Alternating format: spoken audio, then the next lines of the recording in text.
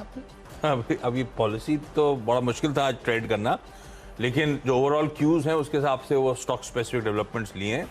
कोशिश ये है कि बहुत ज़्यादा फाइनेंशियल्स की पॉकेट को हिट ना करूं। फिर भी 2-3 आई गए टीम में, अब दिक्कत ये है।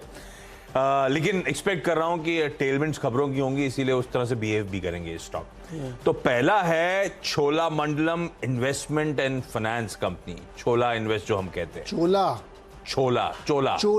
चोला मैंने क्या बोल दिया? छोला बना। आप भूख लग रही है? छोला भटूरे तो क्यों चोला के छोले भटूरे क्यों, वो भी छोले। हाँ, छोले बीच में कुछ बोल दिया। Q4 अपडेट जो है बढ़िया आया इस कंपनी का। वैसे सब जानते हैं बढ़िया पेडिग्री, बढ़िया कंपनी, और अब जो Q4 का अपडेट है वो अच्छा है। तो होपिंग कि क्रेडिट पॉलिसी के दिन भी शायद ये इनग्रीन ही ट्रेड करता हुआ नजर आए। पर आप अगर अपने फाइनेंशियल एडवाइजर से बातचीत कर रहे हैं और वो कह रहे हैं कि हाँ भाई लेना चाहिए, तो आप अपना स्टॉप लॉसेस को ट्रेल करना शुरू कर दीजिएगा। ज्यादा अच्छी स्ट्रैटेजी वो होगी।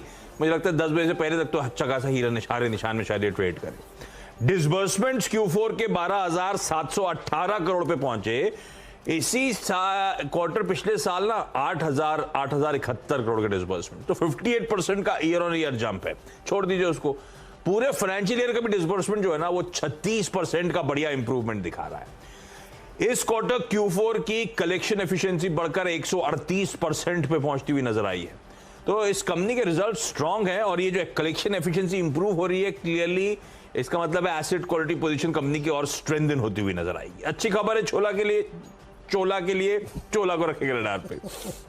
शोभा, कल हमने कई सारी कंपनीज रियल एस्टेट की मेंशन करी थी जब वो मैक्रोटेक का अपडेट आया था, और स्पेसिफिकली समझाया था कि टेलमेंट्स बन रही हैं वापस इस सेक्टर के लिए। शोभा के जो Q4 अपडेट्स आए जनवरी मार्च के, ठीक ठाक हैं, बढ़िया हैं।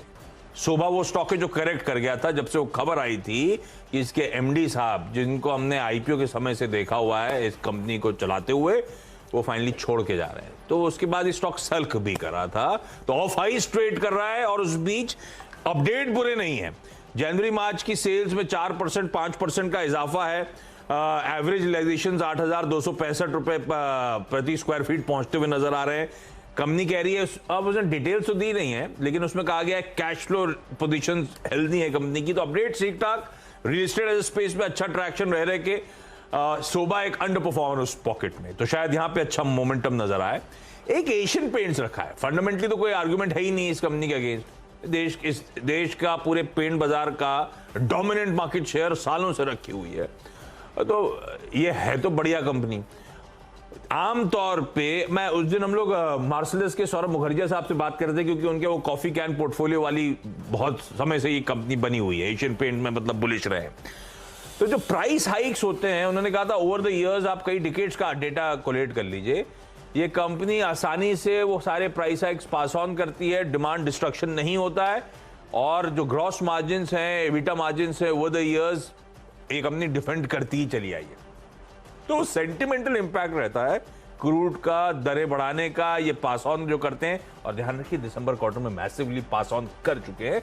अब आज रिलीफ ये हो गया, धंधा अच्छा, सब कुछ अच्छा था, कंफर्ट है स्टॉक के साथ। आज वो क्रूड नरम पड़ा। कल रात में तो जब मैं देख रहा था एक समय तो 99 के लेवल्स पे पहुंच गया था, डबल डिजिट पे आ गया था क्रूड का भाव।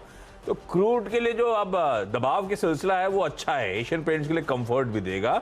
तो आज वो क्रेडिट पॉलिसी का दिन है, तो थोड़ा सा ऐसे पॉकेट को हिट करने की कोशिश करिए कि ज्यादा इंपैक्ट जिसका ना आए। अच्छे बिक्री के आंकड़े जो आ रहे हैं रियल एस्टेट के, वो कॉन्फिडेंस दे रहे हैं कि इवेंचुअली डिमांड ट्रैक्शन तो रहने ही वाला है। एशियन पेंट्स को रखिए रडार पे आज। आपके चोलामंडलम के लिए अच्छी खबरें हैं।